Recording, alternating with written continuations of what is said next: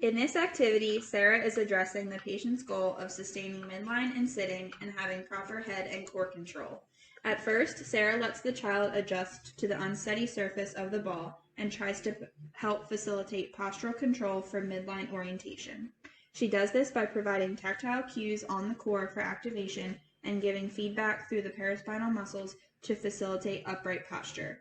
Next, gentle bouncing will provide more of a challenge for the patient to maintain postural control, which will also help with more dynamic activities. Now Sarah will be moving the patient on the ball in various directions to incorporate and improve the patient's writing reactions. Improving writing reactions will help the child achieve developmental milestones. As you can see, the parent can be present in the treatment session by providing encouragement and toys for motivation.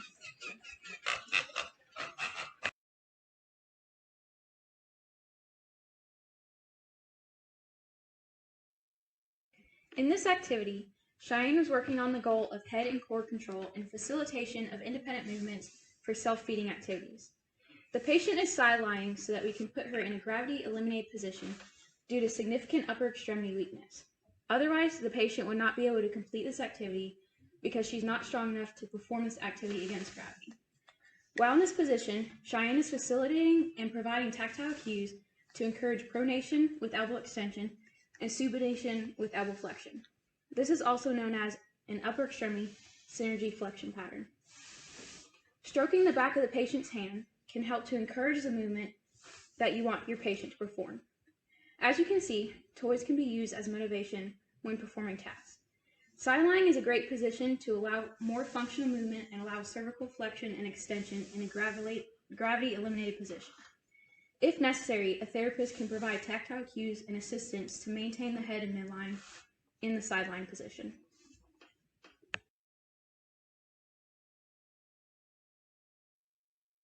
In this activity, Danielle is addressing the patient's goal of weight bearing through extremities to maintain a prone prop position. While in this position, Danielle is providing facilitation at the trunk and paraspinal muscles to maintain the position. Danielle is providing a stroke along the sternum to encourage shoulder protraction and to keep the trunk and spine in a neutral position. Prone on elbows is a good position to work on and improve stabilizers of the shoulder. Danielle has placed the patient on her legs to make this activity easier. However, if this is too easy for the patient, you can have them in prone on the mat to increase the difficulty. In this next activity, Danielle is working on dissociative patterns in prone. It is beneficial to use a wedge during this activity to minimize gravity on the patient to allow more movement and reaching to encourage a dissociative pattern. Danielle is facilitating unilateral dissociative patterns to encourage reaching for toy acquisition. If necessary, Danielle can provide assistance in a stroke along the cervical paraspinal muscles to encourage cervical extension during the activity.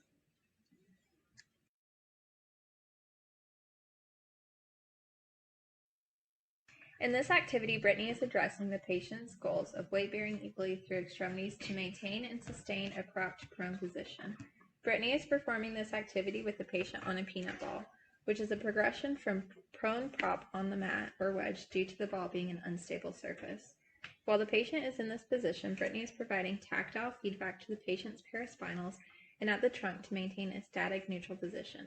Brittany is also providing feedback through the upper extremity by weight bearing through the elbows and giving tactile cues at the triceps.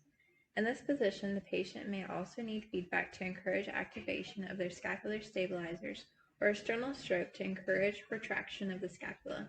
Once the patient has achieved a static neutral position, Brittany will progress the activity to include light bouncing. In this next activity, Brittany is addressing the patient's goals of dissociative patterns and a prone prop position for toy acquisition. Once again, the patient is on the peanut ball as a progression. The mother is actively encouraging the patient to reach for the toys as Brittany provides tactile cues for this activity. While the patient is in the prone prop position, Brittany provides tactile cues to the paraspinals to promote extension in a neutral spine. Brittany also encourages weight shifting through the activity to promote dissociative patterns. As Brittany moves the ball away from her, the patient is challenged with less trunk support. As Brittany moves the ball close, the patient has more trunk support.